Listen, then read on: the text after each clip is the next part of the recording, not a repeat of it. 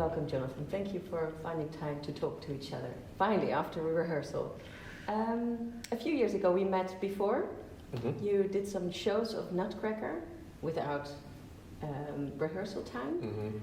Mm-hmm. Very nice to get to know you fully. But can you explain a little bit how different it is to really work with an orchestra or just do some shows? Last time I was here was 2019, and I did some shows in Nutcracker without any rehearsals. Koen Kessels and I, we shared that run of performances. And as you say, this time I've been here now for a month. We did the tour, we did a tournée around all of the theatres of the Netherlands doing that Hans van Manen program, which has been amazing. Not just the opportunity to see the country, but also to really get to know the orchestra both as musicians and as personalities. And so, like you say, doing some shows, you go in and you know what has been rehearsed, you know what's been fixed and set.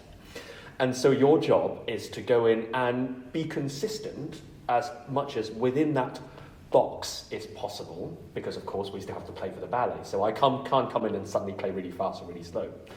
But within all of that is how much you can change the sound through just your hands, just your eyes, just your face.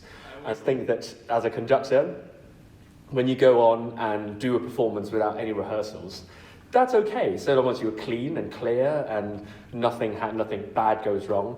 But when you rehearse, when you open your mouth, that's the moment when you go, oh, okay, is he efficient? Does he know how to speak to the orchestra? Does he say the right things? Does he notice the things? And so rehearsing is when things get it steps up a level. People always say, oh, you don't have any rehearsals to go into performance. It must be really difficult. Well, yes and no. If you're clear enough, it's okay, especially with a wonderful orchestra like this. And everybody really responds and really reacts, but also everybody plays well together and plays well individually. The process of working with the orchestra and for everybody to get to know the pieces, I immediately, very quickly, got the sense that the orchestra knows the pieces very well, and the orchestra knows the choreography very well, and the orchestra knows Hans very well. But it's an orchestra that says, look, we all want it to be good, not just musically, but for the company and for Hans. And that is so valuable and so meaningful for somebody to come in and have that feeling of a real company between the orchestra and between the ballet. And what an amazing group of people. Yeah. So it really has been a pleasure. It's very nice of you saying it in these kind of words too. You know, today we were doing the rehearsal, and tonight we will have the performance for the International Young Patrons Gala. Mm-hmm. So you do a bit of the program, and we have another conductor doing the opera bit. How different is it to work with ballet dancers or with singers? It's much the same. In both music and dance are art forms that exist in time. So if you take a picture of a dancer, I love asking dancers and directors this question. If you take a picture of you dancing, is that still dancing or is that just a painting? And because dance needs to live in time for them to feel the energy of movement of the steps, and it's the same with music. And so all of those things, between opera, which is also an art form that lives in time, it lives in the theatre, it often has a story, it is incredibly musical, and as a conductor, sometimes in opera, you have to wait for the singer, you have to help the singer along, and you have to create more energy in the orchestra to push the tempo or make sure that they can sustain the slow tempo through create a nice sostenuto in the orchestra so they feel comfortable to sustain. All of those things is exactly the same as it is in ballet. They talk about dynamics, they talk about articulation, they talk about phrasing, they talk about sustain, they talk about accelerando and ritardando and pull-ups and stuff. The biggest difference is that in opera, everybody speaks music, whereas in ballet, they often don't. Some do, but some don't, and you understand why it doesn't, because music, they listen to music differently.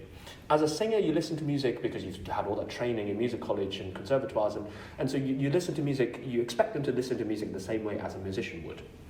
But sometimes when they're doing something incredibly difficult, they're pushing their body to the absolute limit, they need the music to go through them, and so they then, at that moment, they listen to music differently. They instead of re-listening, they feel it.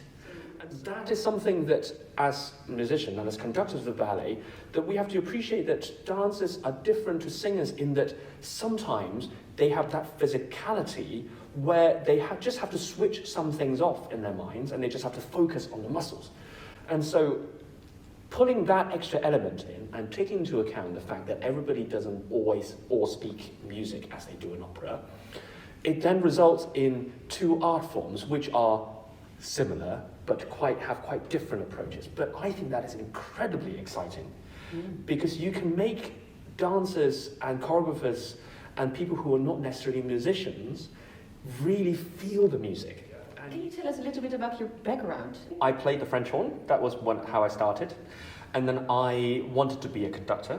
And I went to university, I studied music, and then went to conservatoire, and then, and here I am. As everybody does, after music college, I was doing competitions, applying for things, and then I won the fellowship with Birmingham Royal Ballet to be their conducting fellow, essentially, to spend 2 years with the company. And that was the start of it. Looking forward to the performances in the festival? Absolutely, yes. Thank you.